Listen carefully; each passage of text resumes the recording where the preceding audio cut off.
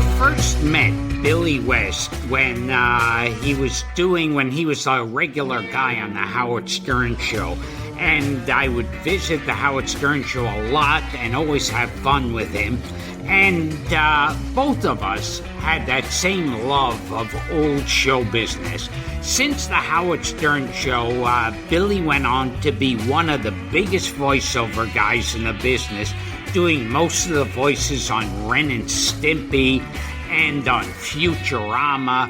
And he's done like Popeye and Elmer Fudd and Woody Woodpecker and Bugs Bunny and every other commercial you'll hear on the air, he's usually doing. And so me and my partner Frank Santopadre caught up with him in his hotel room, and we talked about everything, like Mel Blanc to Curly Joe DeRita's funeral. And it's like all of us have that love of the weird, old, obscure Hollywood that most people have forgotten. So here's our interview with Billy West.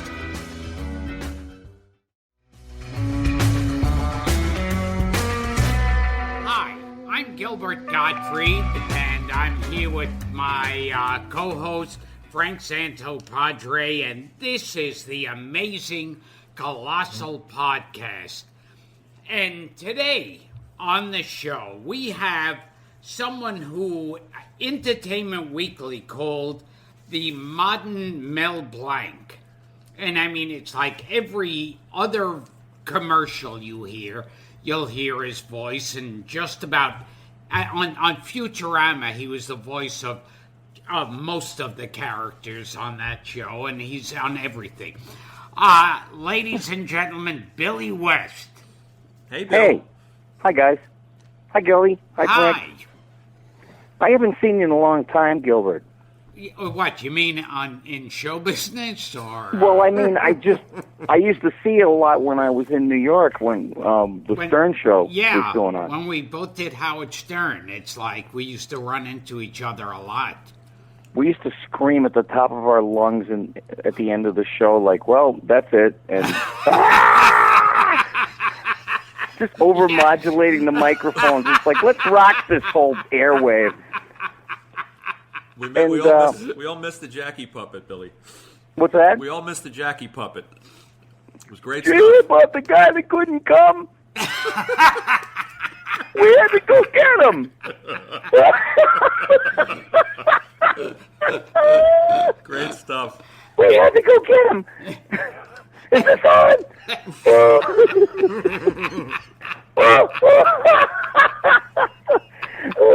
I gotta laugh, because if I don't laugh, I'll cry.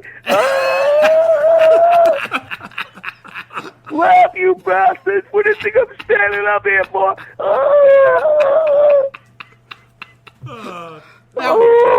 I'm out of material. I love that guy. Gilbert, I loved all the stuff that you used to do on there. I never laughed so hard in my damn life when I used to come and see you do stand-up. Thank you. No, honestly, honest to God, there's nobody like you. And I'm friends with Penn Jillette, and we talk about you all the time. Wow. And, yeah, he really loves you. And, here we are. We were sitting out in Las Vegas. I did his podcast. I don't know if you ever did. Oh, a bunch of times. Oh, you did it a bunch of... Okay, cool. Up there in the Slammer. Yeah, I feel like I'm on the radio. I'm trying to talk like a radio guy, and it's like, somebody shoot me, throw me out a window. I know. Believe me. Believe me, I know the feeling. It's much less professional than that, Bill. But I'm out in Hollywood, darling, and I got a great... one of the most Hollywood things that could happen to anybody happened to me out there. The Munchkin. One of the Munchkins from The Wizard of Oz lived on my street. I think his last name was like Meinhard or something, and he had this jet black dyed mustache and a black cowboy hat. He looked like a little villain. And I didn't know how to say hi to him. I used to drive by and wave, and he'd just look at me with that scowl on his face, and, and this is one of the important midgets. So one day I drove by and I see him standing on his tiptoes trying to reach in his mailbox to get his mail. And I rolled down my window and I went, "Put that back." Oh, that's right. That's great. How would you like somebody stealing mail out of me? I remember... Oh, go ahead. What? I remember you telling me a story about your father. Now, you grew up where again? Detroit, Michigan. Yes, and you were telling me a story about your father when you were a little boy and you were sitting on the TV and you were watching, I think, Lola Falana. There's a name. Uh-oh. Uh-oh. There's a name. Lola Okay. Falana. I guarantee you he didn't like her. Let's start with that. You described him as kind of an Archie Bunker. And Totally. You said that you made the mistake of saying to your father, "She's pretty." Oh. Do you remember? Oh. He was going to tie a rock to me and drown me in the Detroit River. Okay, is it okay for us to talk about this? I don't know, but I have a different one about my other uncle. Well, I have an uncle that used to say the same stuff. I was in junior high and I had a crush on a black girl named Pat. Pat, I won't use her last name. Yeah, and there was no way I could just come by, and I used to just look at her, and she was gorgeous. So I go home, and I'm at one of these little family outings, and my uncle comes over to me, my Uncle Dick, and he goes, "So, you got any LOVE going on in your life? What's going on? Got any nice girls?" And I said, I don't, but I have this mad crush on this beautiful girl in my class. I'm going crazy. I said, you know, she's got nice hair and she's got big eyes, brown eyes, and I said, and she's black. And he turned white as a sheet. He just turned white. He looked like he was going to throw up in his pocket. And he went, what? And I said, yeah, she's a black woman. And he goes, "Listen, let me tell you a story. Look at your nature. Does a bee go out with a fly?"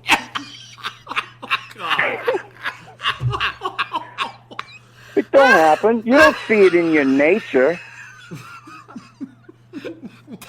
Yeah, Professor Racist.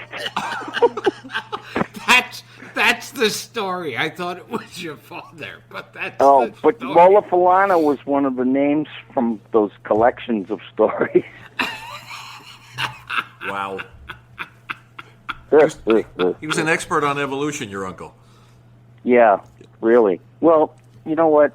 I went to religious school, and they told you to love everybody except when it came down to it. Mm-hmm.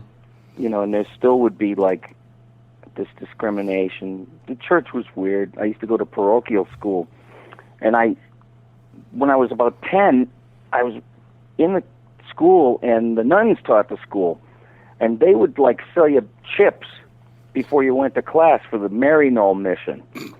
And then when you opened it up to have some of them in the classroom, she'd snatch them out of your hand like a buzzard and seal them up again and then sell them again. So they were not too cool. So I'm running around the hallways and I see there's a lot of nice old oil paintings in this old church in Detroit. And I was interested in art and I was looking at it. And a nun comes up behind me and she says, "What are you looking at?" I said, "I was just admiring, you know, this work and everything." "Yeah, what's so good about it?" I said, "It's the creation." "No kidding. You know, Adam and Eve in the Garden of Eden. Tell me something I don't know." So I said, so in other words, like, God created man in his own image and likeness. That's right. And he used 100 pounds of clay from the earth and formed Adam in his image and likeness and then breathed life into him. That's right. And I said, and then when he became human suddenly out of clay, I know, this is insane that I'm even saying this stuff. He turned into a man suddenly, and God used a part of his rib to create Eve, his wife, his woman, whatever. And she was like, she said, yeah, well, what's your point? And I said, why do they have belly buttons? And she flipped out. Her head almost fell to the floor, and it was still screaming at me from the floor. Why you? What? How dare you? How dare you? You know, but it's a reasonable question. You know, every painting I've ever seen, they've got big, beautiful innies. Yeah. Not even outies. But that's if you're taking science into it. Yeah, but you know, there's always that inevitable clash somewhere along the line. Oh, I know what I wanted to tell you. Okay. I was doing Futurama, and you mentioned it, and you and I have pretty much always had in common old showbiz periphery. Yes. And I love that stuff. You know, give me a good Eugene Paulette any day for 15 Christopher Walkens. You know? I need my coat. I gotta get out of here. Beat it, buddy. You know, and if no one knows what he looked like, he was like this little short guy, but he was fat, and he was stuffed into a suit that was too small for him, and he looked like 10 pounds of crap stuffed into a 5-pound bag. A picture of Friar Tuck. Where's my taxi cab? That's how I picture him, Bill, in the original Robin Hood. In the what? In the original Robin Hood. Eugene Paulette. Paulette? Yeah. Well, I didn't know he was in that. Yeah. Wow. And Where have I been? Friar Tuck. I missed a movie that was Gene Paulette friendly. And both of us are see the Three Stooges as heroes. Yes. I stopped going to church the day I discovered the Three Stooges. Honestly. And I had a head full of it in Detroit. There used to be this morning guy. He was like a schmo on TV, and he was dressed up like a safari guide, and his name was Bwana Don. Bwana Don. Yeah, and he had a chimp with him. I forget what the chimp's name was, but Bwana Don used to show the Stooges. So here I am watching Stooges from the 40s and 50s, and maybe some of the 30s, and I had a head full of this on my way to school. And I had no use for academics. I swear to God, all I ever thought of was, how do they do what they do? And, you know, we didn't realize when we were watching them we were learning comic timing or of some sort. And, you know, and it served us well because you're learning how to act when you're, you know. Meanwhile, it was like, can you help it? My mom would come in and she said, turn off those awful men. They're Jewish, you know. I don't know if you know this. Hey, Mo, you took my money, didn't you? Yeah. Then it's Shemp. He's come back to haunt us.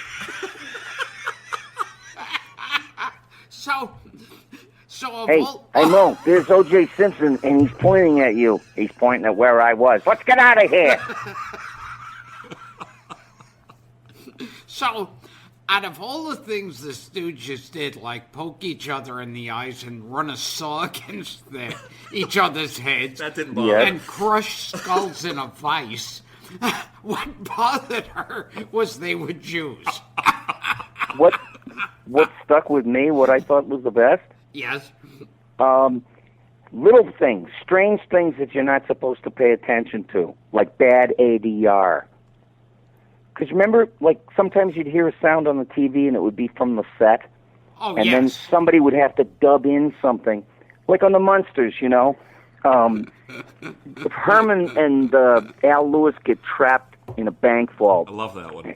And so I guess Al Lewis wasn't loud enough, and so they dubbed him in, and his room tone was all different. It was sounded like a closet that he recorded in, and it was too close, and it was like, look what you did, you big dummy. You locked us in the bank vault.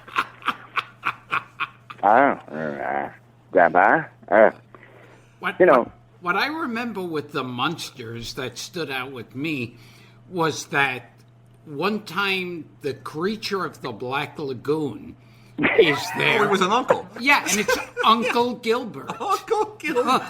Get it? Really? I was You know, You know what they were Gil- they were looking to do something with that suit that had been hanging around because it was done by Universal and they were the monster people. They had the rights to Frankenstein and Dracula. So of course, a Jewish Dracula is better than any Dracula in history.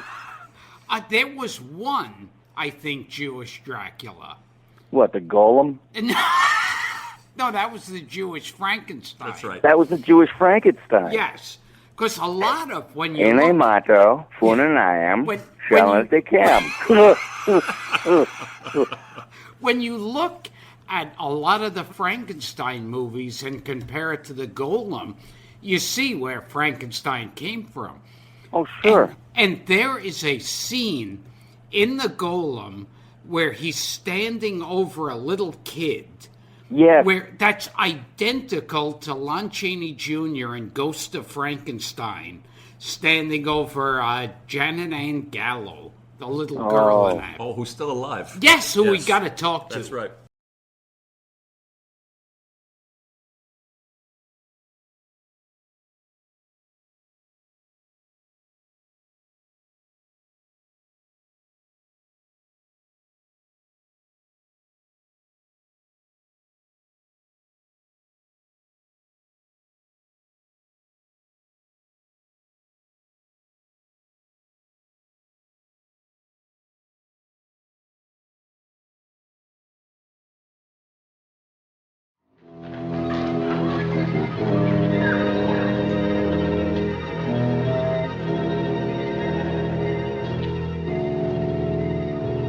Hello.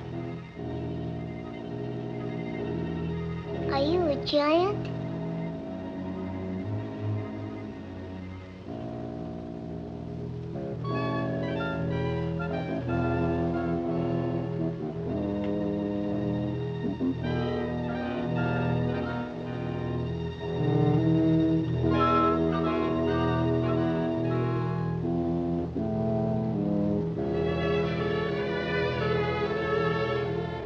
Can you get my ball? Do you know? In How do you quick. know those names? What? I thought I was bad. I know. It's nothing I'm too proud of. Well, were and talking about Gollum was Eugene made out Paulette of clay, before. just like Adam. So, see, we should all be friends. You know, You know Al what? Lewis did I some of was his, gonna- his best work in that Vault episode, Billy. What's that? Al Lewis did some of his best work in that Vault episode of the Munsters. You know He's what? brilliant in it. I remember with Al Lewis, Al Goldstein, big Screw boy- magazine, right? Yes, yes. He used to have these big brunches that I, of course, would always go for free food. And Yes, I know. I was happy to take you anywhere. I just loved listening to you riffing, and I would get inspired, to tell you the truth. And I was sitting next to Al Lewis, Grandpa Munster, and he Yeah. used to dress in like Western clothes. Oh, yeah, with the bolo tie. Yes, yeah, and then the Suede snap shirt. cowboy hat, Yeah. the floppy hat. And he used to talk Southern sometimes. It was weird. Oh, I know, because I knew him too, and I used to hang around with him, and he was talking about, and Jackie, on that show, Jackie. He says he's got that old corn pound humor. Yeah, yeah. I remember I was sitting next to him at one of these brunches, and he's there with his smelly guitar. Not smelly guitar, smelly cigar. He's Yeah. there with a smelly guitar. That would have made it worse. Interesting. A singing Grandpa Munster. He smoked those little crook cigars. They were dipped in wine. Oh, yeah. Yeah, more wine and Horrible. more smoke. I want to die. And please. long fingernails, long rotten fingernails, and one time Al Goldstein is talking about a different magazine he's putting out, and he goes, "So we're going to put out this magazine, and every month is going to be a celebrity interview, like this month we have Penn and Teller." And Grandpa, Al Lewis, turns to me and goes, and takes his smelly cigar out, and he goes, "Who?" And I go, Penn and Teller. And he waves his hand in a disgusted way and goes, pieces of shit. It's a beautiful story. Oh, I went to dinner with him and a bunch of other people, and, I asked him the usual stuff like, Grandpa, you're 90-something. What's the secret of life? If anybody knows it, you do. God. And he goes, you got to do what you love and love what you do. And I thought that was pretty nice, Yes. And then there were a couple of old biddies in his restaurant one time, and they were trying to thank him for such a good time. He had that place in the Lower East Side, West Side. Grandpa's restaurant. Yeah. And there were a couple of biddies. They were like from the Midwest. And, oh, we just enjoyed your meal so much. We've never had Italian food in our lives. And we just loved it. And he's going, yeah. And we're going to come back here, and we're going to tell all our friends to come back to Grandpa's restaurant. Yeah. And then he goes, good night now. And then they start out the door, and then one of them ramps up again and said, do you have a menu from this place? Yeah, here's your menu. And they leave, and he looks at me, and he goes, drop dead. That was so him. Oh, and then there was this yuppie couple in there at the time. This is a bunch of years ago, probably 18 years ago.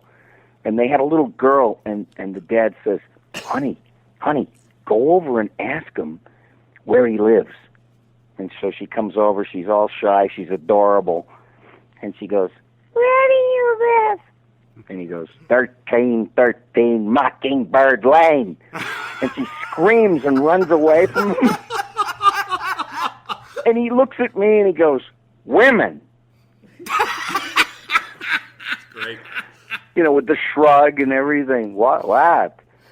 The big bushy sideburns that he had. And I remember he was having a fight with some producer, like late in life. I mean, the producer didn't want him or whatever. And he tells him, he goes, Macy's window, in Macy's window, about 50,000 people pass there an hour.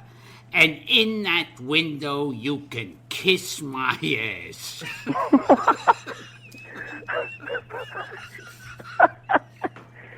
There was also a Munsters. Well, there was a saying, wasn't there? It was like "kiss my ass" in Macy's window at rush hour. Yeah. What was it? Herald Square store.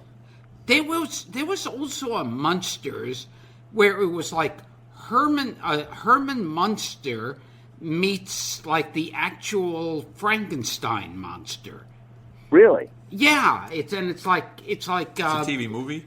no, it's in the series. A Munsters episode. Yeah. I don't remember that. Yeah, and he's like in that, fur vest from Son of Yeah, Frankenstein. yeah.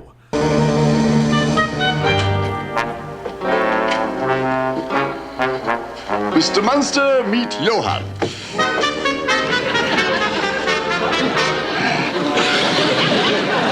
Gee, Doc, is it safe? Oh, yes. I have him absolutely under my thumb. Back into the closet. Back.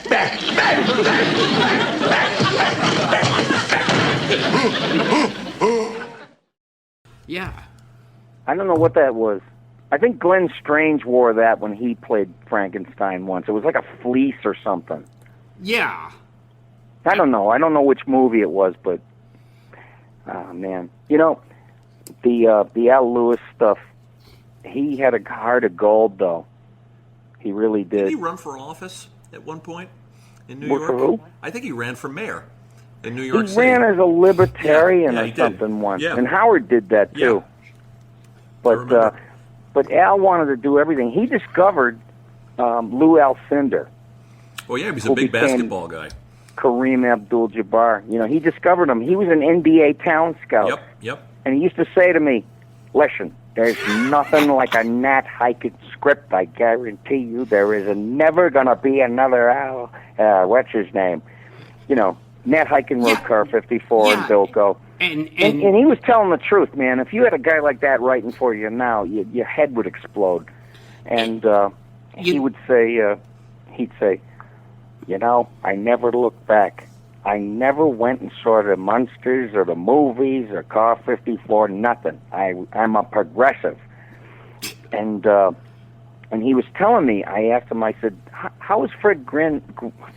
Was he quiet? Or he goes, he was silent, and the only person he liked was me, because I was like a father to him. He didn't have mom and dad that were close to him. He was from Connecticut. So he said, and then I found out he's dying, and I call him up, and I said, you had to catch cancer? You couldn't have caught dandruff? He swear to God, he said that to me, like they're trying to just cheer him up because they both knew, you know. And I wanted to tell you something about that.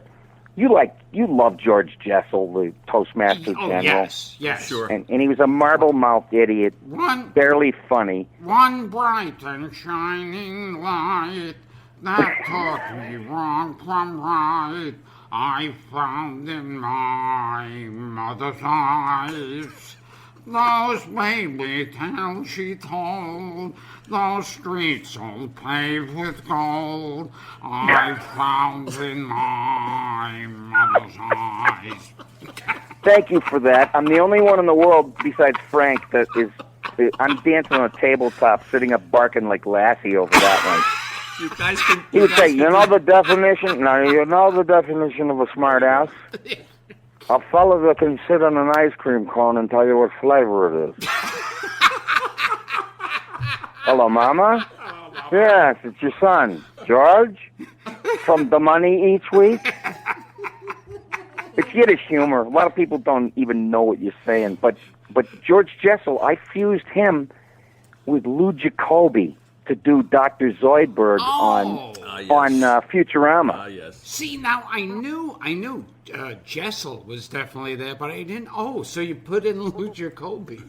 Yeah, you know, like Zoidberg, kitty. Oh my God, you're right. Okay. Yeah, and but the thing was, is I remember Lou Jacoby was in the Diary of Anne Frank.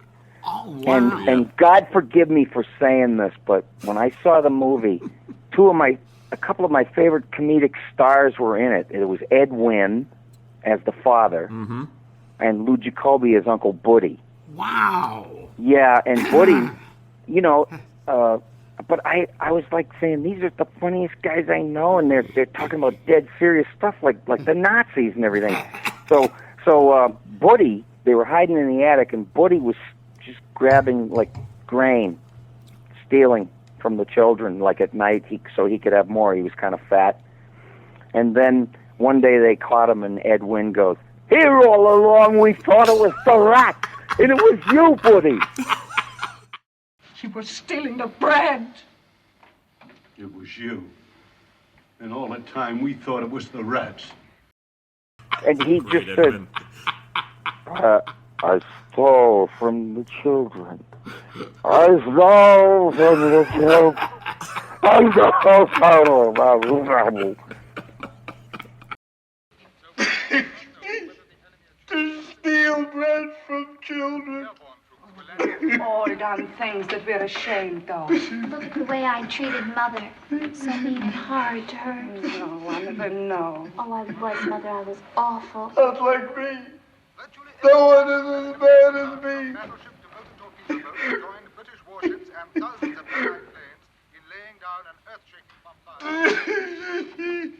Stop it! Let's be happy! And I was laughing my ass off, and I said, I'm going to go to hell for this. This is horrible. But, you know, that's what happened with Zoidberg. I just thought it was a perfect... He had all this cool meat hanging off his face. I said, why not? Why not be a marble mouth? You know what that story reminds me of? A few years ago, there was a TV movie called Escape from Sobibor. And it was like the escape... The feel-good movie of that summer. Yes, yes. I had the lunchbox. Yes, and it was the Sobibor concentration camps and the big escape. And the guy, there's one guy who planned the escape, and it was played by Alan Arkin. And there were points in that where they're in a concentration camp, and Alan Arkin will say stuff, and I was cracking up. Oh, no. And I remember, like, he says something like at one point, "What are we all fighting?" I know exactly what you're talking about. I wish I'd seen it, though, just for that. Oh, my God. Alan Arkin. Now, you could say we worked together or didn't work together, but I was a voice in one of the Ren and Stimpy episodes. Yes, you were. I wasn't. I wish I had been there that day. You played a character named Jerry, the belly button elf. That's right. Go figure. Go figure. But he was this nice little elf that lived inside your belly button because they were contemplating their navels. So you were more than just this living speck of dust. All of a sudden, you turned into this monster that just came flying out of there and terrorizing people. He hated lint loaf. Yeah. Oh, yes. And lint loaf. What I remember lint too loaf.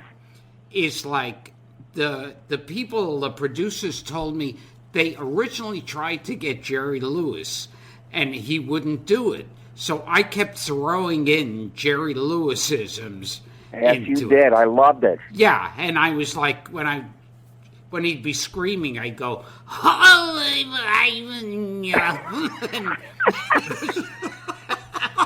Hey, Gilbert, I met Jerry Lewis once when I was about 10. He was doing The Nutty Professor, and I lived in Detroit, so I walked about 5 or 10 miles to the theater in Royal Oak. It was called the Royal Theater.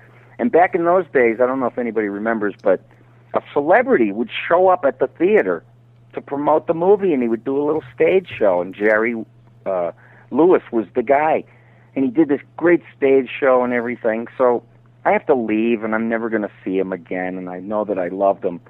And then, many years in the future, me and a couple of voice guys from Nickelodeon call up Jerry's manager, I think it was Joe Stabile or something, and we said, "Listen, we're some voice guys from Nickelodeon. We wanted to know if we could see Jerry." And he says, "Well, Jerry, there's a lot of people who want to see him."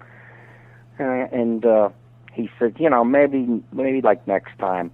So my buddy calls back and he says, "Well, we do a bunch of voices for Nickelodeon, and we know that he's got an 8-year-old daughter. Maybe we could just say hi or something backstage, and I'll call you right back." And he calls right back and he goes, "Jerry will see you after the show." And I couldn't believe it. They say never meet one of your heroes because it could go terribly, terribly wrong. But he had the little 8-year-old, and we went backstage, and there he was in like a like a windbreaker suit. It's a decompression suit or something after he works. And he comes out, and there's pictures of all his movies, movie posters. And the little girl has no idea who he is. He's just lunkhead daddy, So we started doing voices but Jerry came out and he goes, "Where are my Nickelodeon guys?" And so I told him, I said, Jerry, I know you hear this all the time, but I'm of age where you had a real impact on me, and I used to go see movies like Visit to a Small Planet. And my mind would be blown. I'd go out, and nobody else in the world cared about it except me, maybe one other. But it seemed special. So anyway, I said, I saw you at the Royal Oak Theater in Detroit, Michigan in it had to be 62, 61, doing a matinee promoting The Nutty Professor. And he goes, "Boy, was I whoring for that one."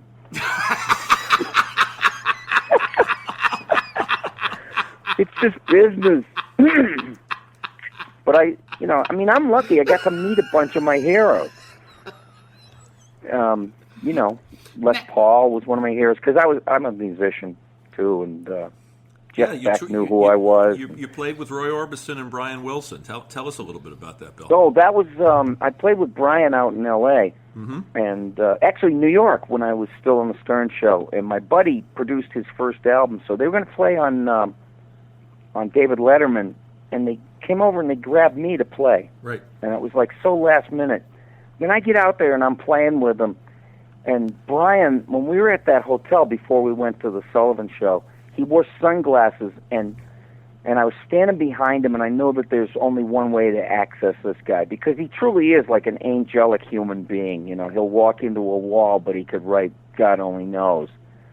And I sang the first opening bars to the Four Freshmen, Poinciana, and he turns around and he's staring and he starts singing the traveling middle part that's in the original version, like he just was thinking about it. And then he took off his sunglasses and he was saying, that was really good. You know, the Four Freshmen, I love the Four Freshmen. You know, my dad took me to see them. And, you know, I loved it because he accepted me when he takes off his sunglasses. But we went on there and we played Do It Again. We played with his daughter, Wendy. Mm-hmm. And, you know, I played with the house band. Paul Schaefer was playing. And World's Most Dangerous Band back then? The world's most dangerous band. Mm-hmm. And somehow I wind up playing out there, and I'm like, I couldn't believe it. It was like, this is the guy that wrote the soundtrack to my teens, and here I am playing with him. It's like David Byrne. I started smacking myself in the head. And you may find yourself playing next to Brian Wilson, and you may find yourself singing harmony, and you may ask yourself, how the F did I get here? It was just surreal. See, I never worked with Brian Wilson. I worked with the Beach Boys. Did you really? Yes. You never told me that. Yeah. Tell us. I don't know about this. I made a music video. They sang the theme song to Problem Child. Oh, I'll be damned. I yes. didn't know that. Who That's wants great. to grow up? Who wants responsibility? Oh, no, not me. That was... Oh, wow. So what'd you do? Now everybody says you're running wild. The teacher's calling you a problem. Oh, yeah. Yeah.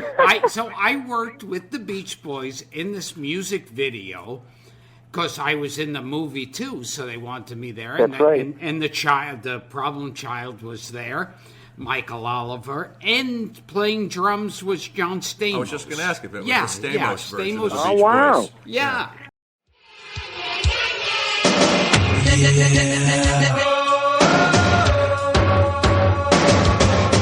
Who wants to grow up? Who wants responsibility?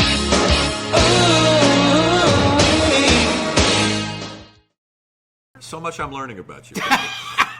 No, I mean, well, at least we have that in common. I mean, I met Carl and I met Mike a long time ago, but Brian was the one I really was into. And was Brian with him at the time, or were they the Mike Love oldies? No. Yeah, it wasn't. Brian wasn't there. And Happy birthday, America! and who was the craziest one? Was that Mike Love or which? Dennis. Well, Dennis was the wild man. No. He was the crazy. Yeah. But the other one, there was another. Well, they were all nutty. Yeah. I think it was Mike Love, though. Well, he was nutty, and he had his own flavor of nuttiness. You know, like at Howard Johnson, there's different flavors. That's crazy. I think with Mike Love, he was over at some hangout, and Miles Davis was there, and Mike Love was going to get some more grass from some other Miles guy. Davis? That would be heroin, wouldn't it? Yeah, but this time he was getting Go some get me grass. some heroin. And so Miles Davis said to him, get me some too. And no, a guy, one of the friends said, go, Miles wants you to get him some too. And he said, tell Miles Davis he ain't God and we ain't room service. Oh, wow. Wow. Now, what a contempt for a jazz icon. Now, Frank and I were talking about, and only the three of us will be talking about this, and that's on the planet. Curly Joe Dorito. Ah, yes. Oh, no. Well, I had the honor of being at his wake, Bill. Really? That's a freaky story. Which is the the funniest Joe thing DeRita. that Curly Joe has sorry to ever say. done. He was the only Italian stooge. I know. That's right.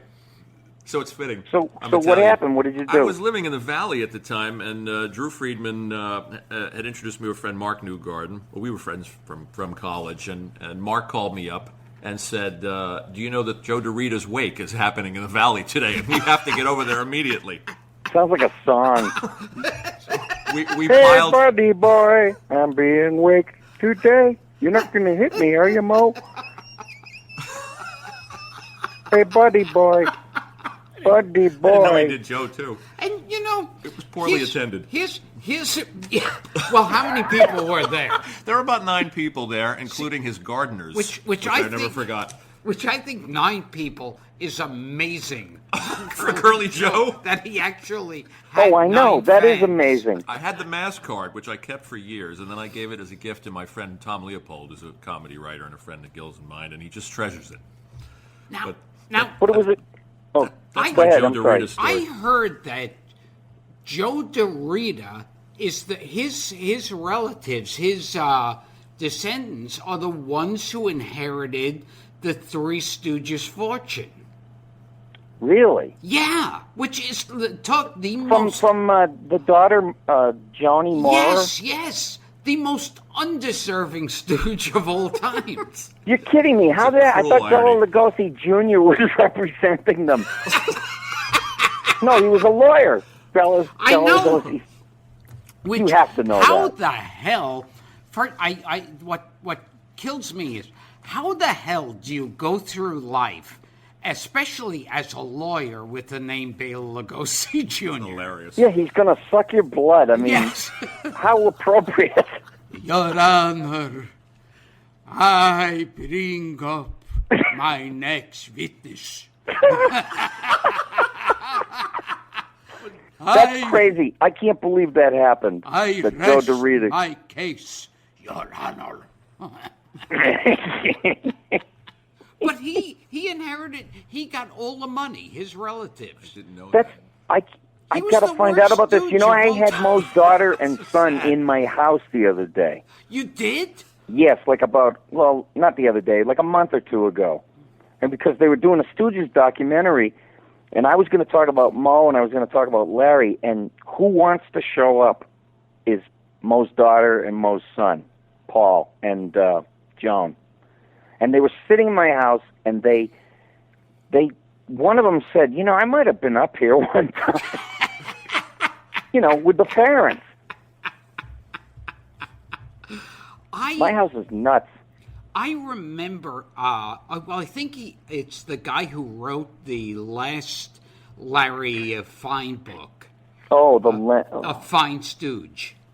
a fine stooge. I don't know about that one. I read Stroke of Luck. Yeah, I heard the one Stroke of Luck. One of them, the first book. It was with about Larry my Fine. stroke. Yeah. I had a stroke one day at the old actor's home, and I was playing shuffleboard, and it was Halloween. And I put a sign on me, whatever happened to Baby Jane? It's uncanny. Drew has a strip like that, Bill, in his first book.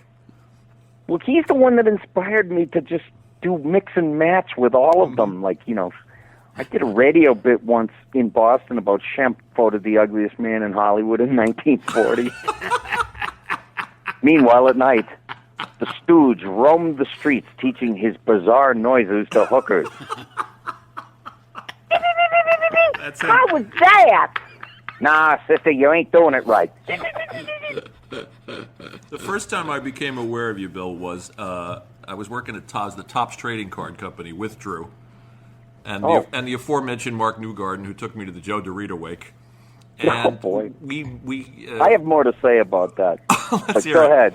Well, No, but go ahead. first time I heard you was that Drew had a cassette tape in those days of you doing Larry Fine at Woodstock, Oh, yeah, that was the old Stern Show bit. which we just loved.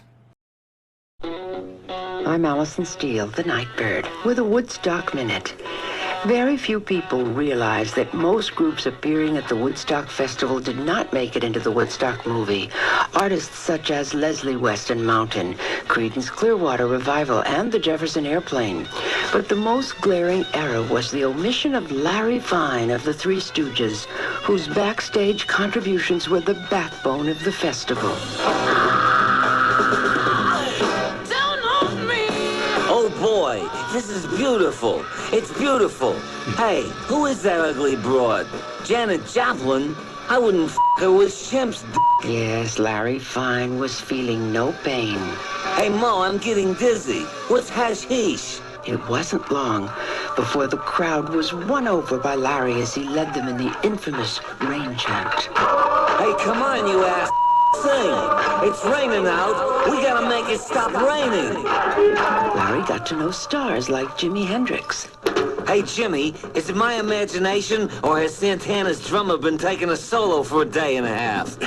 Hey, man, Larry, you are so cool. Thanks, Jimmy. Hey, Jimmy, who's the darky with the needle in his arm? That's my good friend. We experiment with drugs together. Larry was asked to make several stage announcements, which wasn't so easy because he was drunk. Oh, please don't eat the brown asses. I'm warning you. Please get off those towers. I had long hair before any of you jerk-offs. Get on off those towers, you hard-ons. Don't eat the brown asses. I'm warning you. And somebody find me a whore. Larry advised many of the up-and-coming stars like Country Joe and the Fish. Hey, Mr. Fine, excuse me, you got a minute? Hey, Country, how you doing? Hey, what are you and the Fishes gonna do when you get out on stage? Oh, man, I don't know what to do. I got no ideas. I got it. Why don't you go out there and spell f***? Hey, man, great idea. Now get out there before I take an axe handle to your colon. Country Joe was truly inspired. Give me an F! Go for it, Country. Give me a U! Hey, don't forget the K at the end. Larry doubted his usefulness at Woodstock, but he soon realized he was an integral part of the festival. In one of Larry's last recorded interviews, he spoke in great detail about the 3 days of peace and love. What do you remember about Woodstock? Well, I felt out of place until I saw Shana Na. Did you do drugs? I said to Mo, let's trip. We have nothing to lose. I tie-dyed my hair. Was there alcohol abuse? Oh, yes. I started drinking when I heard Crosby, Stills, and Nash. To this day, if you listen to Crosby, Stills, and Nash, you could hear faintly in the background a drunken Larry Fine singing along with the group. Getting to the point where I'm no fun anymore. Larry Fine, not just one of the Three Stooges, but an integral part of the Woodstock Festival. Mo gave Jimmy the lighter fluid idea for lighting the guitar. So you take credit for that? Yeah, I said let the Schwarzer light himself on fire and his stupid guitar. Are you bitter about Woodstock? Bitter? Hell yeah. Those verkackte schnooks at Warner Brothers stiffed me on the movie deal for Woodstock. Larry Fine, the forgotten stooge. I'm Allison Steele with another Woodstock Minute. You know what? They were almost like religious figures to me, like I told you earlier. It was like they pointed the way. There was no, like, thinking about going to a comedy club. Oh, I think I'll get lessons from this guy and he'll teach me how to do stand-up or how to act. You know, there was none of that. How to do voices. You know, Mel Blanc is never going to break down in front of my house and come in and use the phone and in exchange teach me how to do, Porky Pig. It just didn't happen. There was no signpost. I remember there used to be that great commercial for American Express. Do you know me? A lot of people don't know me. But if they heard my voice, that's all, folks. You see?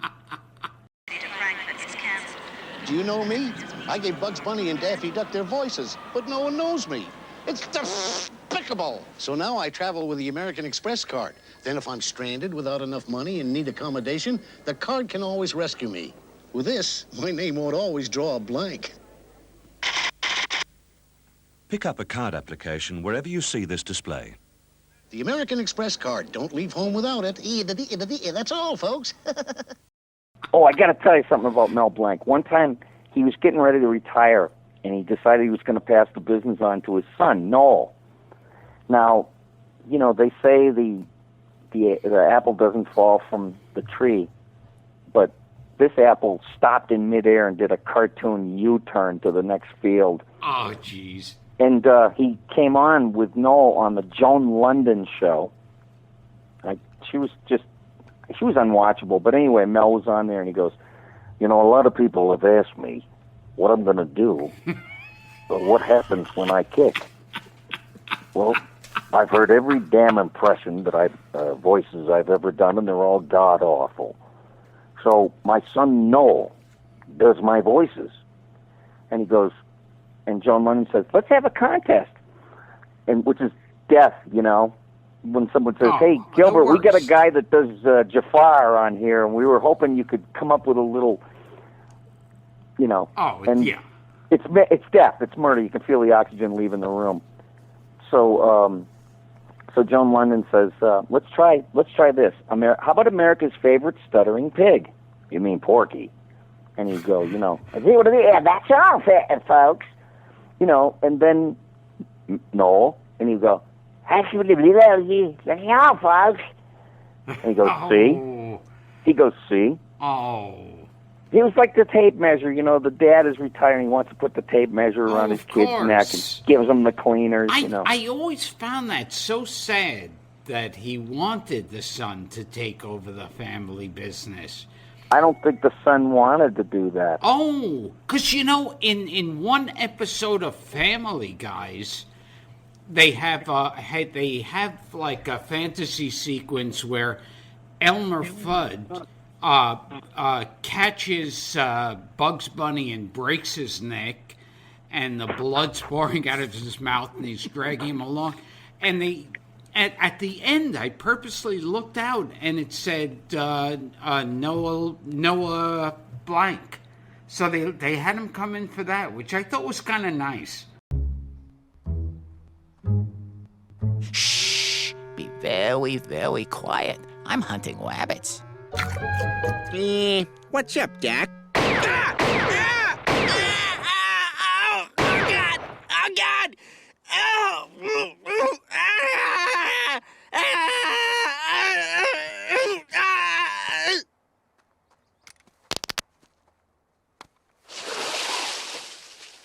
Yeah, they might have finessed it, you know, maybe it was, and Mel didn't do Elmer Fudd.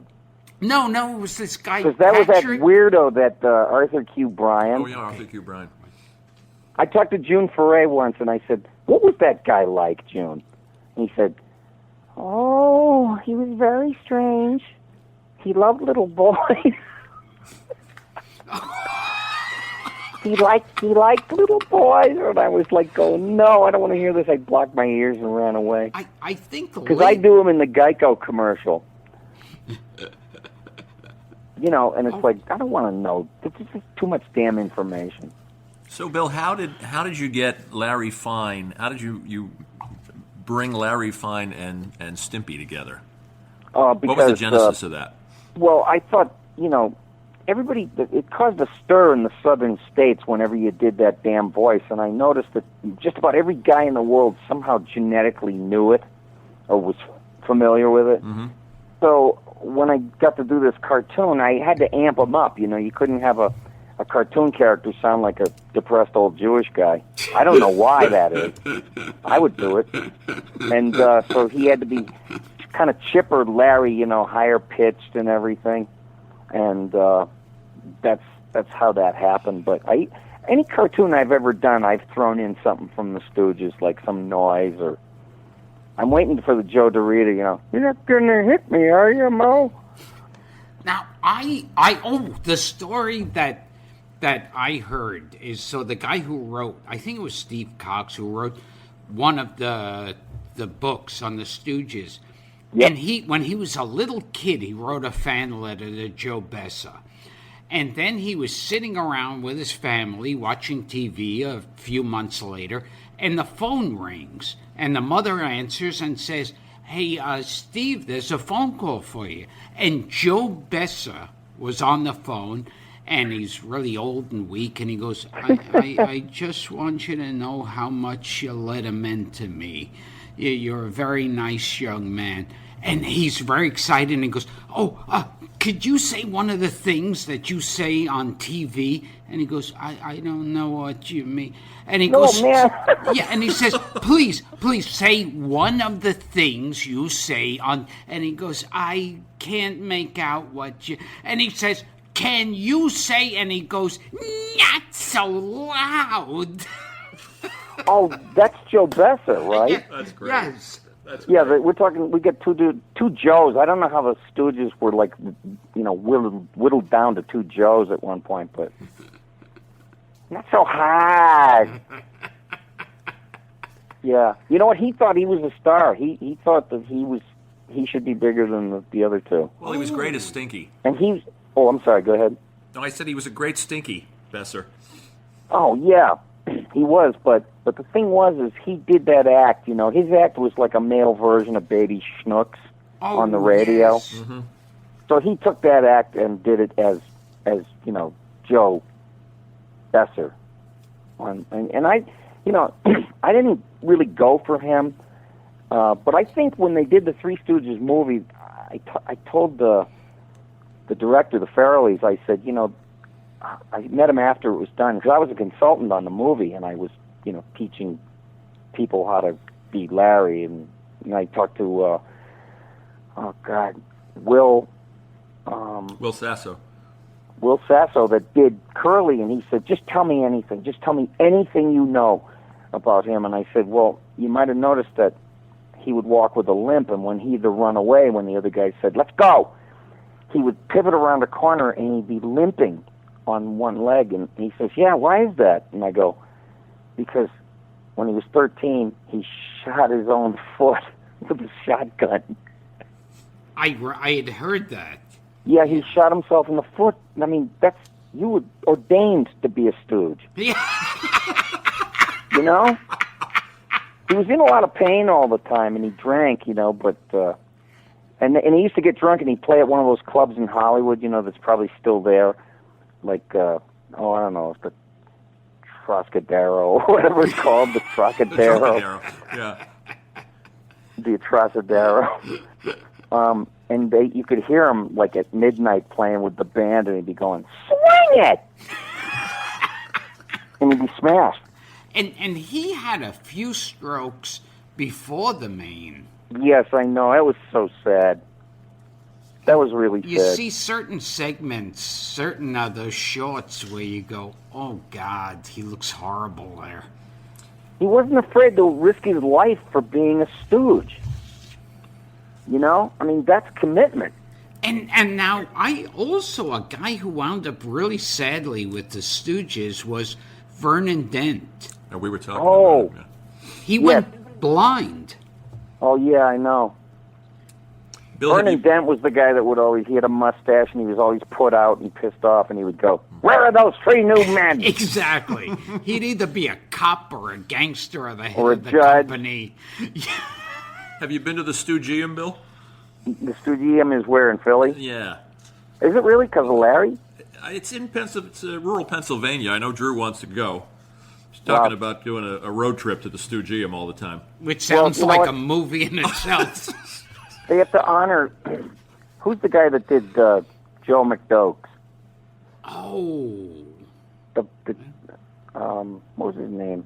He played George Jetson. I know who you mean. Oh, God. I can't think of it. He was like George O'Hanlon? George O'Hanlon. He was like a little firecracker, and but he was doing those Joe McDokes, and he was from Philly, and that was my key to figuring out George Jetson because of all of us guys that do voices, you want to be able to replicate, just so you can hear it anytime you want. But my biggest thing was creating voices. But I noticed Larry Fine, Philly, and George O'Hanlon was from Philly. And they both had this, like, bad plumbing between their nose and their mouth. Because Larry was like, "Hey Mo, you're putting too much stencil on the tree." And George Jetson had the same kind of thing. He would go, "Oh, come on, Janie, honey, the cleaner's 500 miles away. It'll take an extra 5 minutes just to get there." Great. And I said, there's something in that water in Philly. Maybe it's the Helgies or I don't know. Well, it's Well, can you imagine, Frank, that you're sitting here and you're listening to two guys that care about old showbiz periphery almost more than what's going on, like in Afghanistan. I'm just as sad, Bill. You are? By far. Now, I didn't know that. I'm told you do a Mean Lucille Ball. Is it latter day Lucy? Yes, and a matter of fact, I just moved to New York, and I went on a Stern show, and I was sitting in his office after he'd get off the show, and he'd get his baked potato, Stern. Oh, I remember those days. Yeah, baked potato and turkey. Yeah, I'm waiting for my baked potato. Yeah, he would turkey slices, white meat. And then he'd wrap the turkey breast around the baked potato, and he'd eat that. And it used to disgust me. It must have given him his magic powers for radio, Good information. It might have been that, It's like, well, but anyway, I'm sitting in his office, and I said, "Hey, Howard, they're continually showing the conveyor belt bonbon scene on TV and the grape stomping in Italy, episodes of Lucy." And I said, "I think she's on her way out." And then I sat there and I said, it's not the Lucy that we loved, that what she became. It was the Stone Pillow Lucy is what we got at the end. Stone Pillow. I remember Stone Pillow. Yeah. And you were on the radio when they called me, and I was supposed to be in the Cedars Sinai. I remember that. Yeah, and you said, "Miss Ball, has anybody ever called you Miss Testicle?" Oh, stop it. I heard that from Henny Youngman 45 years ago. Oh, Gary, get my clutch purse. Oh. Remember that last series, Bill? Life with Lucy? Oh, that was a nightmare. It was, you know what?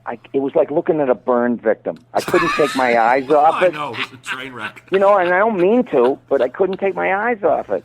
He's like, was she still with Mr. Mooney, or had he changed his character name? I think Gail Gordon was still hanging on. Yeah.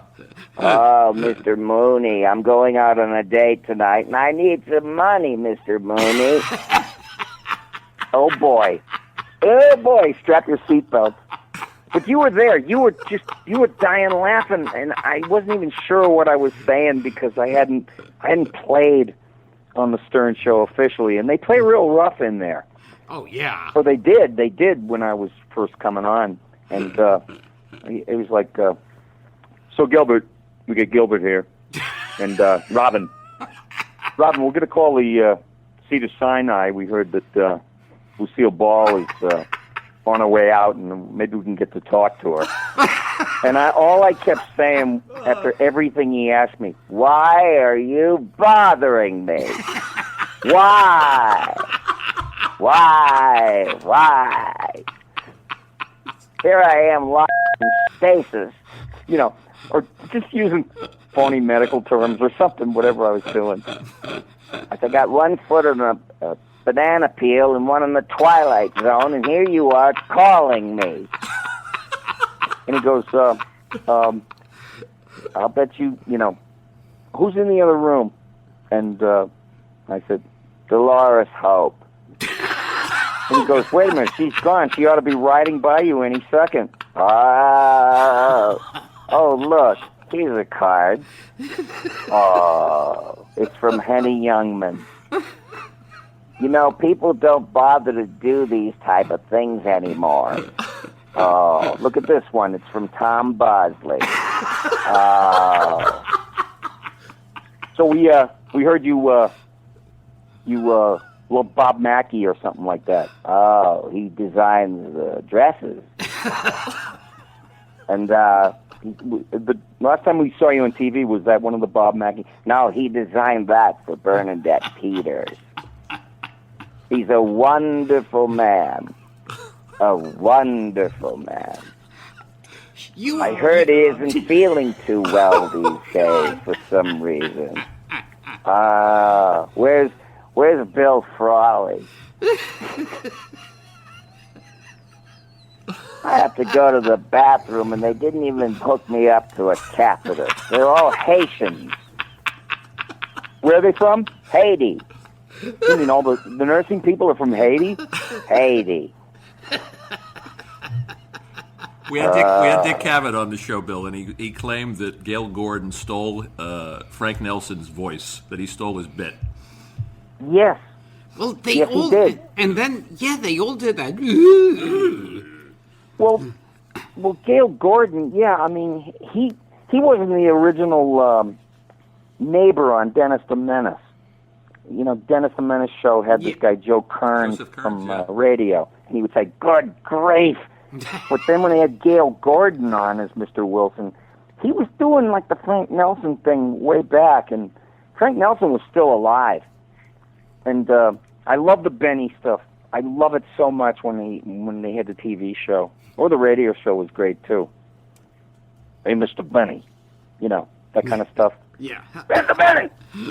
Oh, Rochester, where's my white jacket? I'm wearing it! Oh, why don't you get the shrimp for my guest, you silly? And I used to love that stuff so much. And he would go, "Oh, Usher, can you tell us where our seats are?" And he went, "Right behind you. Isn't everybody?" See, that stuff don't fly anymore, but I will fall over if somebody just mentions that junk. We were born too late, Gilbert. I'm sure you've been told that a million times. Oh, my God, yes. We were born old. Yeah, I remember one time sitting with Penn, and he had some guests over, and he started to name every single reference I make of celebrities in my act. Wow. And each person at the table going, no. Oh, not even Norman Phelps? No. And I realized that when I do a Christ joke, that Christ is my most contemporary reference. Oh, I used to joke about him, and you really polarize a room. You know, I said, he was probably, after the crucifixion, he was alive again. He got a makeover inside that tomb somehow. He didn't have blood all over him and scratches and punctures. He came out white, all cleaned up nice. and he was going around, and I think he was putting his hand in soapy water and blowing bubbles through his hand. The miracles that he was We'll be rebroadcasting this on the Catholic channel. So, man, Uncle Jesus. Okay, so I think you're not done with me, are you? What if I want to stay? You can't go longer? Yeah, I don't know. Someone's telling me to rap. I don't know why. I would gladly go longer. Do you want to go longer, Frank? I would like to hear Bill do a couple of more voices. Okay. Then we could always use this. And if we only even get another 10 minutes, we could mix it in with another 10 minutes. Yeah. Now, you also did. I never get to talk to Gilbert. I haven't talked to you in probably 14 or 16 years. I remember also you did a thing. It was right after, allegedly, according to the papers, Don Knotts tried to kill himself. Oh, no. Did he really? Yes, and they were reporting it. They read it on the Stern Show, and they called you as Don Knotts. They did? Yes. Oh, my God. How come I don't remember that? I know what I would have said. No more Matlock means no more me! But I don't know if I did that. I just don't know. I never heard, like, when he was super old. I remember him on Matlock, and he's an old chestnut. You know, you could always count on him for a laugh. But, man, Don, you know, some things are sacred with me, Gilbert, you know. Don't you know? I'll have you know. How about a little Jonathan Harris, Bill? You feeling a little Jonathan Harris? Smith, what happened to all the water? Someone had to take a dump in zero gravity here, didn't he? Didn't he? Oh, Mrs. Robinson, I was merely bathing the boy. You know, he used to scream. Platinum. Oh, my. And according to your Wikipedia page... Oh, wait, before we... Wait a minute, I have a Wikipedia page. Wait, you do? Before we go on to that, my connection with Jonathan Harris is there was a short-lived USA Network cartoon series, Problem Child. Oh, yes. And the father, you know, not the Big John, I guess they called him. Was this a cartoon, Gilbert? Yes. Okay. And Jonathan Harris was that character. So he was doing cartoon voiceovers. Yes. And did you meet him and work with him? I worked with him a handful of times.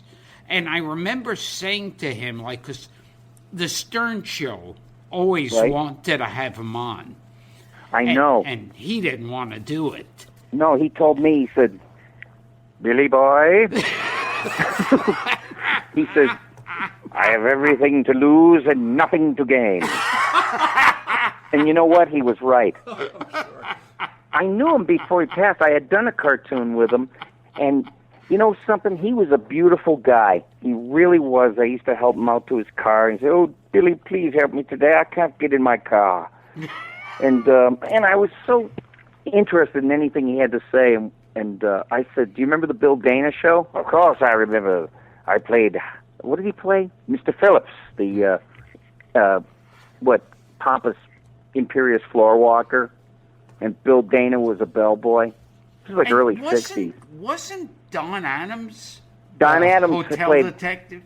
House Detective Byron Gleck. Yes. He was a master of disguise. And Don Adams would be all dressed up in disguise, and he'd come up to Bill Dana and he goes, "You know, do you know who I am?" And he goes, "You don't know who you are?" But I asked Jonathan, I said, Gary Crosby was on that show. Oh, poor, dear, dear Gary. So much talent. He killed those boys, you know. Talking about Bing.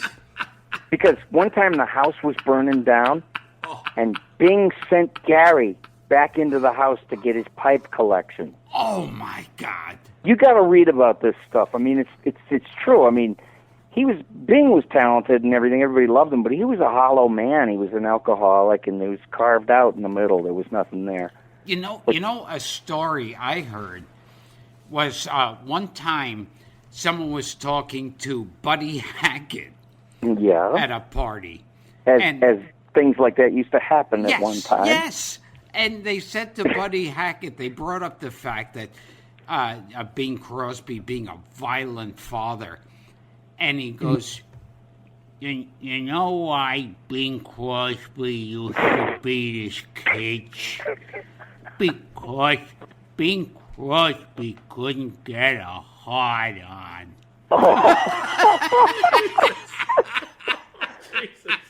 Oh, my God, that is so funny.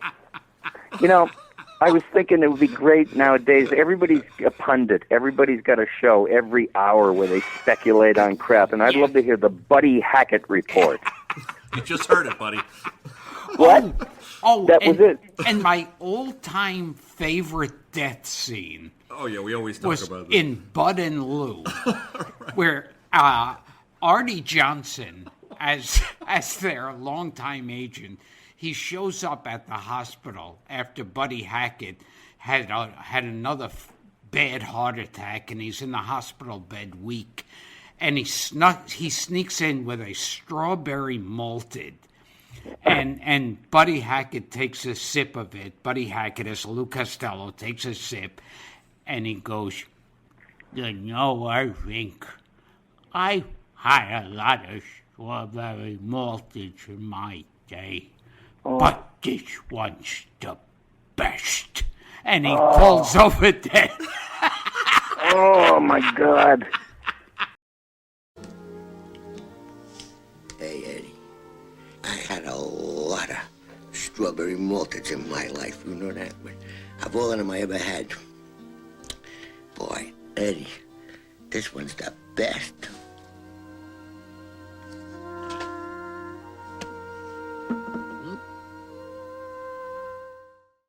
Do you remember that, Bill, with Harvey Korman as Bud Abbott? Yes, I do. Yeah.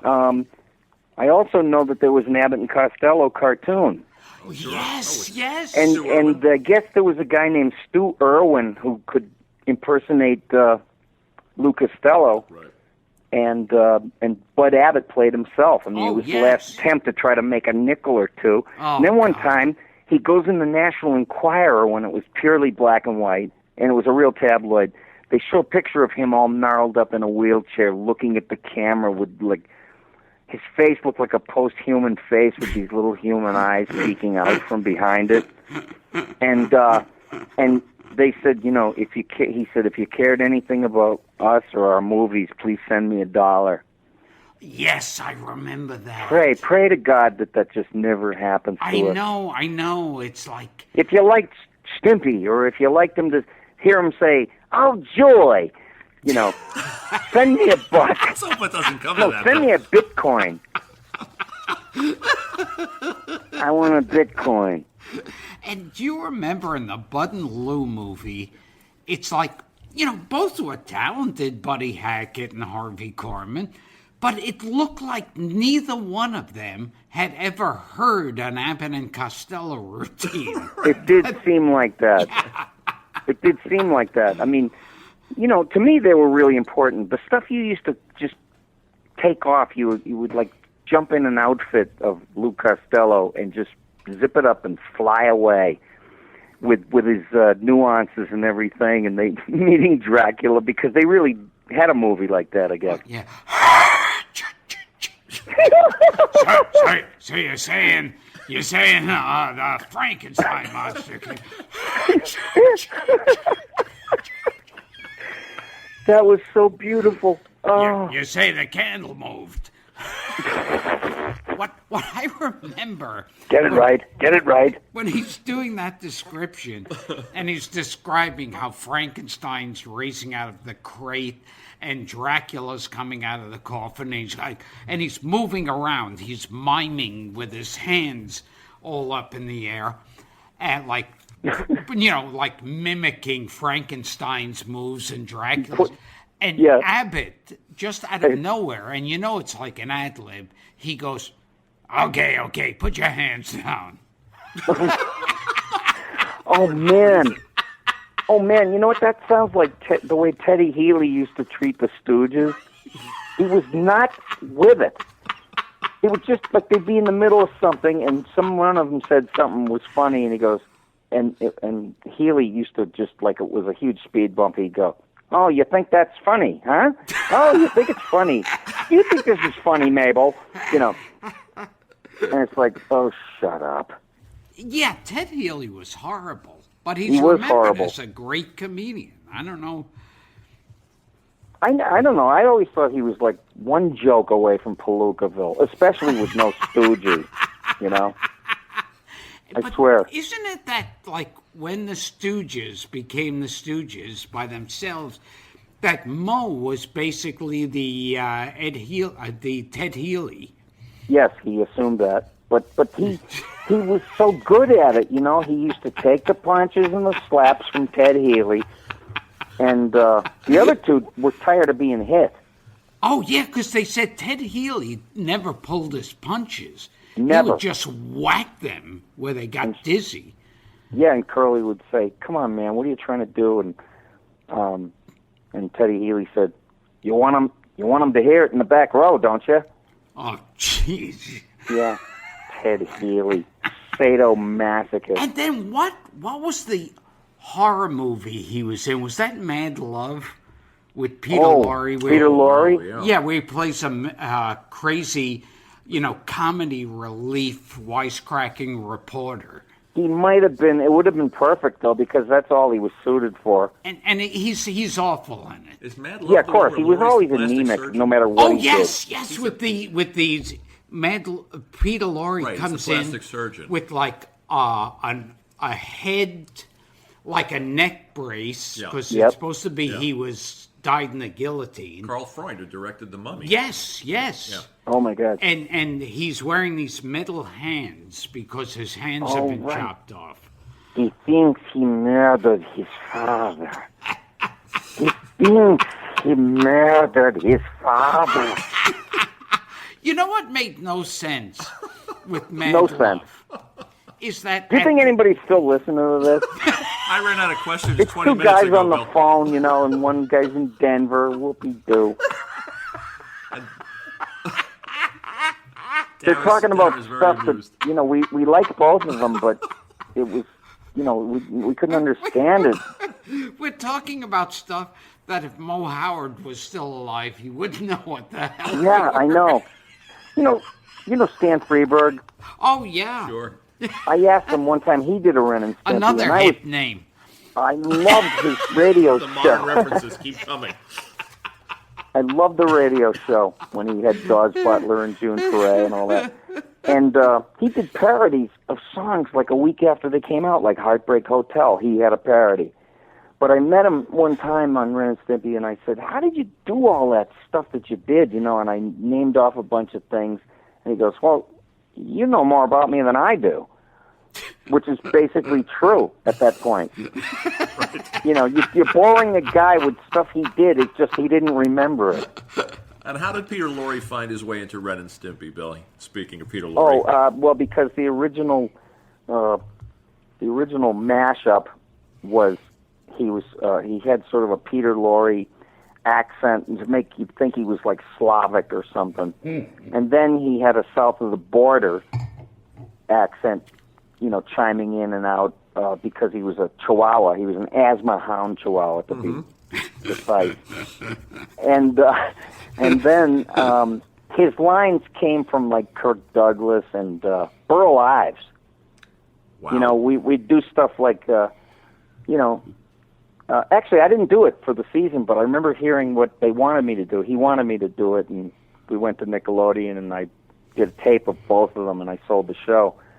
But he decided he was going to do Ren. I didn't give a fat frog's ass who did what. I was so lucky to have a job. I get immigrant mentality. My uncles are up in heaven, like they're looking down, and they go, you had a chance to work for 18 hours a day, and you didn't do it.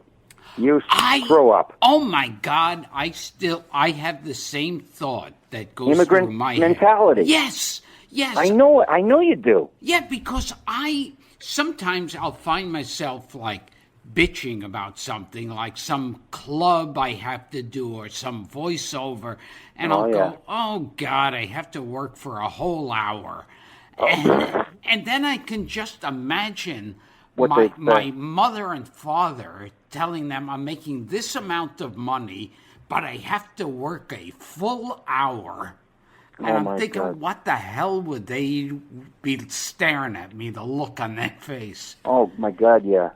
No, I mean, I used to feel like, they were always there somehow, because they were Irish guys, and who what they used to do? They used to drink. They would never give up. They would never give up the ghost, and they would get drunk at the local bar, and then they'd go to work and sleep in the doorway so that they could wake up there and be able to go to work rather than miss it. Come on, you stiffs. You want to go to work? Get up, get up, get up. Get up, you bums. Come on, get up. 23 skidoo. I still have immigrant mentality. I always think that when I'm at a gig, and if I don't do the right witty little genderless, cloying, annoying voice, that I'll go home and my house will be gone. Absolutely. People don't understand that, but we're not too far removed from that. It's like, I remember one time after an episode I did of Hollywood Squares, and it was running kind of slow that day because the camera or lights, whatever, it was screwed up. Yeah, always a wait. Yeah, and I had a headache, and I was annoyed that it went so slow. And they had a driver who would drive me back to the hotel, and I was in a bad mood, and he says, "So, how did your day go, sir?" And I was about to say, like start bitching about it. And then all of a sudden, a voice popped into my head and said, "Okay, look, you showed up in the daytime, had breakfast, did 3 jokes, broke for lunch, did another 3 jokes, and are being chauffeur-driven back to the hotel. Shut the fuck up." Yeah.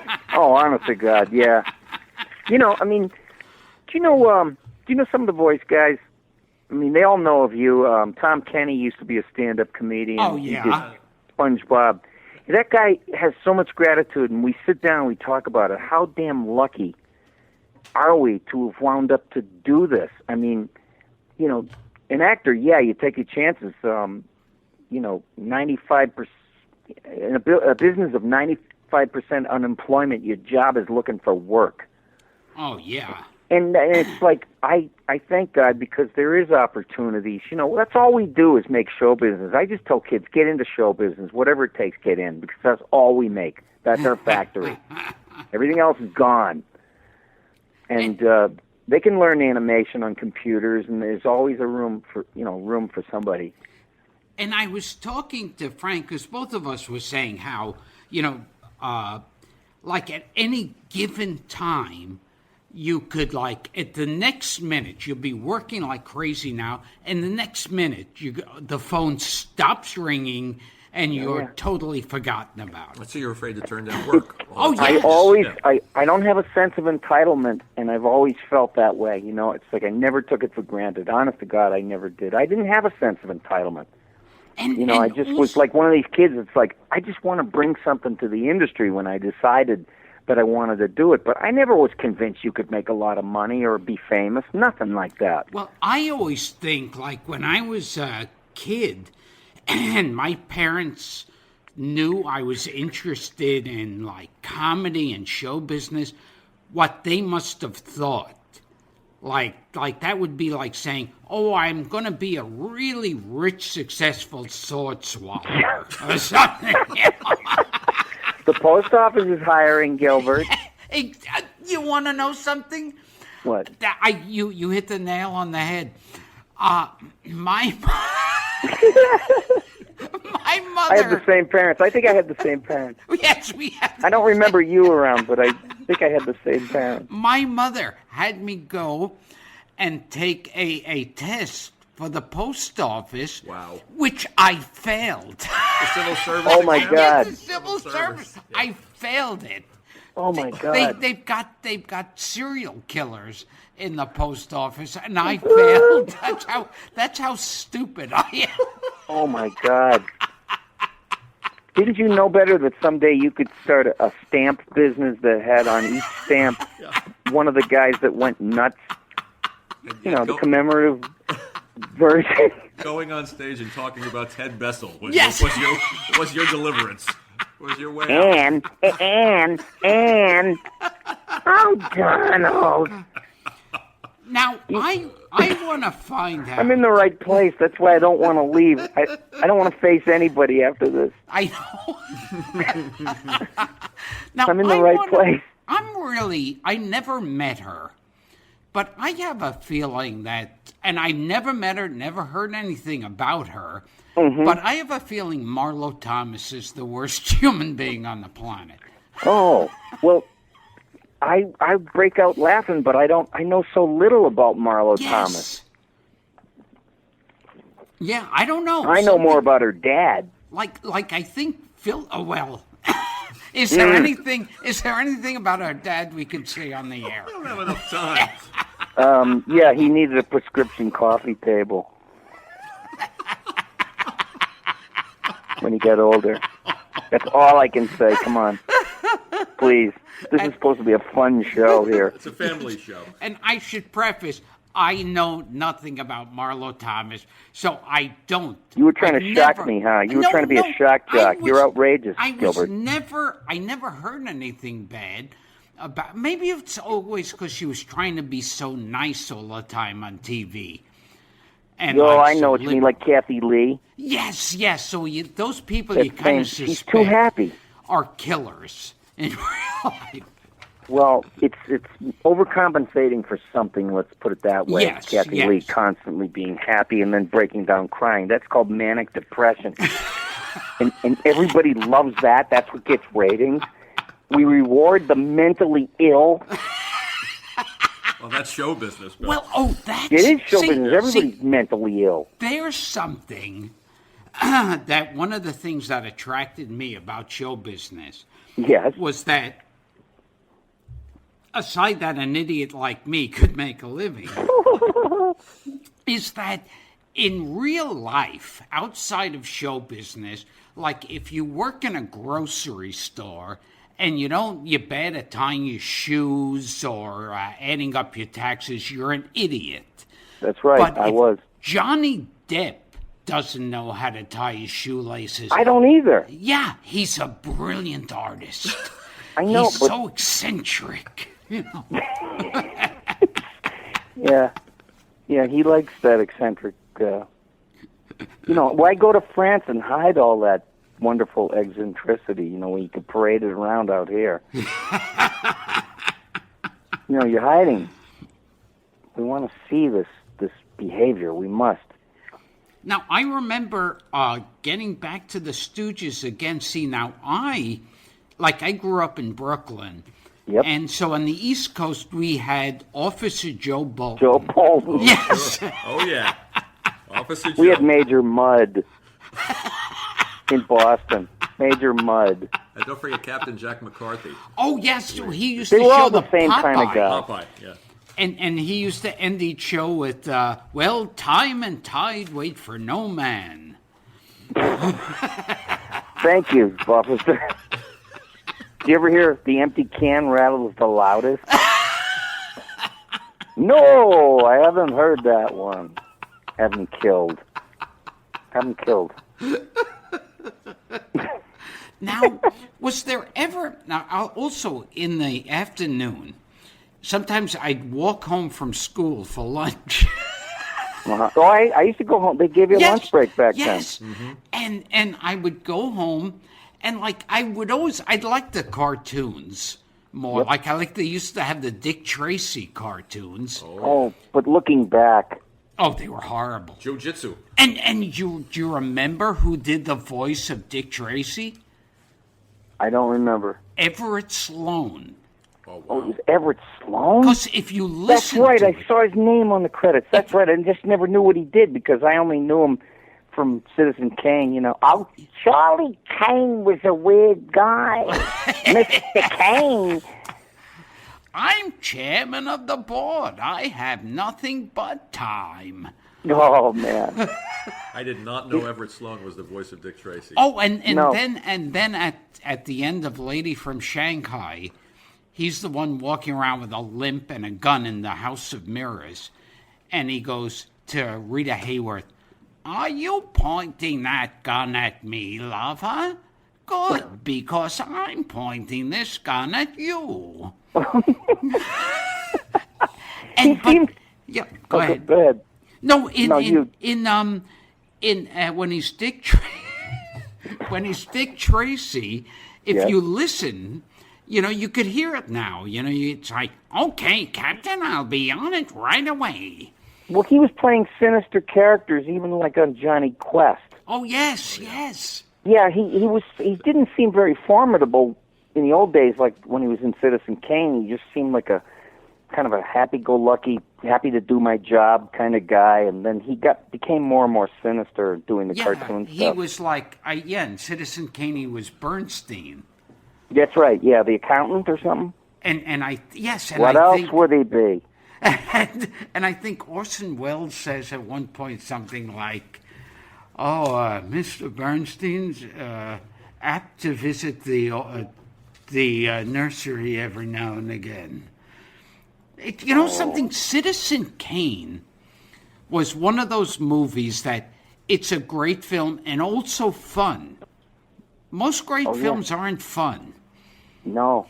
But they didn't get it at the Seventh time. Seal. What? You can't say that about the Seventh Seal. No, not fun at all. No. It's a homework assignment. Well, now those Tracy episodes weren't they pulled finally because of the racism? Oh, they had because they had right. Go-Go Gomez. Go-Go Gomez. Yes. And there was an Irish And it was cop. Paul Frees. What's that? It was Paul Frees did the Paul Frees. voices for those guys. Oh, wow. There was an Irish cop named Hippo Yeah, Calorie. he would steal apples. What was his name? Hippo Calorie. Oh. Now, I think Paul Frees, a friend of mine said he was also very big in, like, he did some famous science fiction. He did a lot of the trailers. Oh, yeah. He did a lot of them. He went, you know, the what was it, the Hideous Sun Demon or something? Oh, my God, yes. And Monster on Campus, you know. By day, a professor. At night, you know, he would just say, like, you know, a regular Dr. Jekyll and Mr. Hyde. And I could see him riding home in his limousine that day, heading across the sign that says Beverly Hills, and he goes, Jekyll? Screw it. Jekyll. He didn't care. He was a crime freak, Gilbert. He was? He was a crime freak. He used to loan his big, giant white Rolls Royce to the cops so they could hold more prisoners. Wow. He used to tag along with them. Oh. Imagine? Yeah. Yeah. Now I want to get back to one other thing. Yes, please. Before. The show it must no longer wait. More Three Stooges must no longer wait. And I of course have to apologize because everyone who's listening now go, oh, wait a minute. They were talking about Dwight Fry and then they changed. Yeah. We talk about Howard Johnson's in Times Square. Yes, they were talking about Jack Pierce's later years, and then they all of a sudden they switched. Tell me some more about Noah Beery. No, not Noah Beery. Oh my God. Noah Blanc. No Blanc? Blanc? No, that's his son, Mel Blanc's son. Oh, he's what, a nice what do you guy. know about him? What? What do you know about his son? Because I do know that his son lived out in the Palisades. That's where he grew up, you know, when Mel was residing. They lived in Playa del Rey, and then they moved to the Palisades. And Mel had a terrible accident on Sunset Boulevard because there's a curve there that'll throw you into the campus at UCLA. But anyway, the son, he just, you know, came onto his own. He ran Blank Communications for a while, and then he, you know, he was just kind of taking it easy. I don't think he ever wanted that mantle of doing his dad's voice. We talked about that. Yeah. So he became a helicopter pilot. And I guess one time he had Kirk Douglas, who was the neighbor up there for years. Wow. Mel knew Kirk, and then Jack Benny had Kirk on because he probably lived out there. But Kirk Douglas, you know what happened is the helicopter seized in midair and just kind of went flying downward, and for some reason everybody lived. You know. But Noel Blanc basically was happy. Yeah, he was, and you know where he lives? I guess Bear Lake. Don't ask. I don't know. I've been there. We'll have to It's have nice. Noel Blanc on the show. Who? What? You'd like to have him? Yeah. Well, because you know what it is? He's a real gentleman, and he has nothing but respect for the old days. And he has a lot of stories, though. And I have heard him being interviewed by a Bear Lake station when I was up there. And I think that station at that hour is getting 100 times the listeners that I'm getting. The volume, yeah. Because the guy who plows your walk is on the air. I think I've lost whatever listeners were here in the beginning. Oh my God. I'm just loving this, you know. But I have to take a leak so bad I'm ready to hide it in the rug.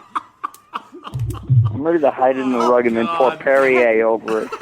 That might be the wrap-up for this show. That I'd like to go longer, but Billy West has to take a leak. Yes, that's about That's about it, you know. I mean, maybe all three of us, me, you, and Frank, can all outdo each other with how long we could go without peeing in our pants. It's dangerously close to a telethon. It's crazy. It's like an est meeting here. So, okay. You're not allowed to take a pee. Those cult meetings. Oh, that's funny. So, years ago. I'm Gilbert Gottfried. I'm here with my Are you sure about that? No, the name is obscure enough that it just fits in with all the others. I'm Gilbert Gottfried. And my co-host has been Frank Santopadre. Ran out of questions 30 minutes ago. And in the future, people in outer space are going to hear this transmission. Scary, Billy. And they're going to learn to speak English from Frank Santopadre. Ironic. We learned your English from Frank Santopadre. How can you speak our language? We learned from Gilbert Gottfried. Now do it as Paul Frees. Oh, God, I don't know what to say. People of the planet Earth. This has been fun, Bill. I'm supposed to wrap up the show. What are you supposed to do? You're not supposed to do anything. You don't have any protocol. Admit it. Admit it. So I'm being told to wrap up this show. Okay, I get it. I don't want to wrap it up. For real this time. I don't want to wrap it up. Where are you? What are you, in New Jersey or New York? We're at Gilbert's kitchen table. Yeah, which I happen to know used to be down the Lower East Side or something. Lower West Side? No. Help me out, will you? I'm dying out here. It's cold out here alone, Gilbert. You ought to know that. Freezing.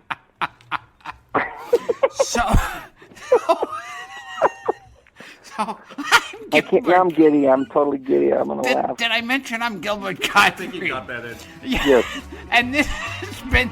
Thank heaven. The amazing Colossal podcast.